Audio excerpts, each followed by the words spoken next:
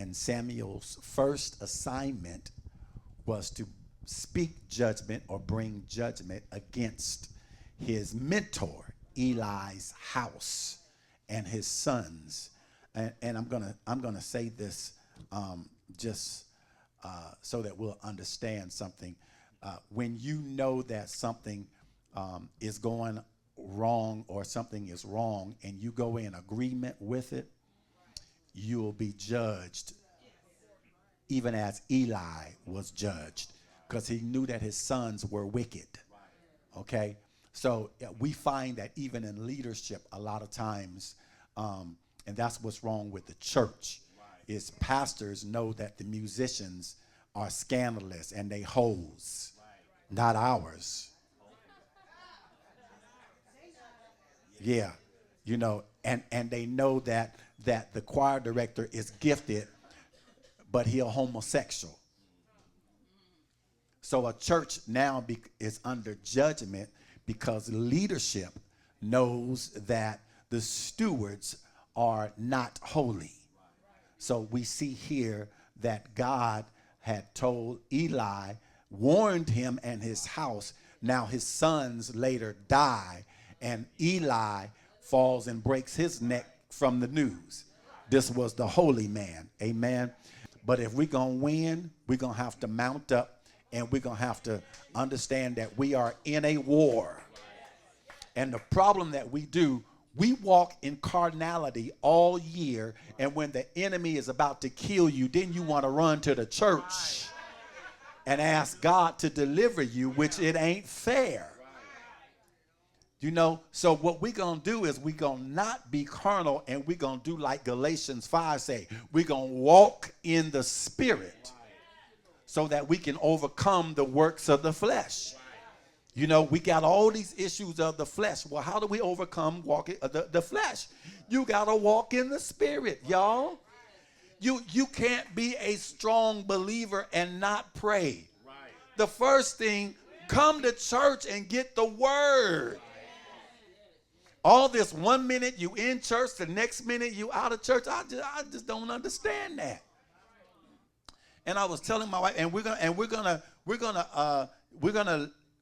go into depths of some things that even I had. I was watching Tiffany Montgomery, and she was explaining some things, and me and my wife was driving down the street yesterday, and I said, you know what? I need to break some curses or some things that could possibly be on me, because her testimony was, and she's a great prophetess now, that she had some abortions, and she had to call it. She said, I murdered my baby, you know, and she began to have stomach pains and all this kind of stuff. She was having stomach pains later, and a prophetess told her that because she had abortions, she had to break the covenant of Moloch, M-O-L-E-C-H.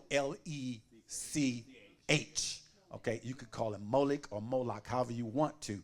So there's a lot of things that we do and we don't know because we're ignorant and we haven't been taught, you know. So when you have an abortion or you murder a baby, you are now in covenant with Moloch, which Israel killed their babies to this idol god. So any of us who have committed abortions, you got to break the covenant of that. And before I got married, I paid for abortions. And I asked my wife, I said, well, I wasn't the one that did it, but I paid and drove the car. Do you think I'm guilty? And she was like, yeah, you're guilty. So I was in agreement. So I have kids that I've murdered. And it's hard for us to say, you are a murderer. So I'm in the process, or I started while I was driving. I was just like, Lord, I break the covenant. I'm just, you know. And my thing is, if there's anything else that I've done that I just didn't know, I want to seek God so that I can break the curse. Because a lot of times things are happening to you and you don't know because you gave the enemy legal right. Now let me help y'all with something. Especially for the young people and for those of you who are parents. Yeah, we know that sex before marriage is fornication. Okay. Now, what we not gonna do is we not gonna be so holy that if a girl or a boy gets somebody pregnant in this church, that they be so afraid, because the reason that they have abortions is because they're afraid of us. They're afraid of the mouth of the people. So Cassidy, you was wrong. I'm going to do it all the way. You was wrong for opening up your legs. But I'm glad you got him here. Now keep your legs closed. Val, you know better. Your behind is too old. Getting pregnant out of wedlock. Too old. But we love you and we love that hard-headed boy. I don't want y'all to ever think that you got to go do something. You ain't got to murder. You live with it. And any church that is so holy that you got people walking in fear because of man, shame on you.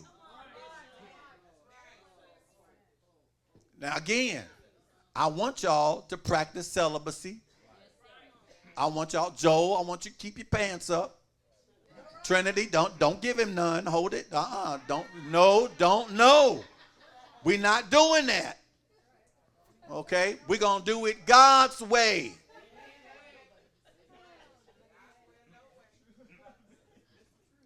And actually reading this particular text is what made me say, you know what, I got to make sure that as we are teaching God, we're teaching pureness, we're teaching holiness. You know, I love it that Elder DeVille and Sister Aisha dated and did not have sex before they got married. So there are people that they can do it. You can do it. Honor the Lord. Yeah. You about the only one. But set the example and let other people know that you can do it, because you have a conviction, y'all.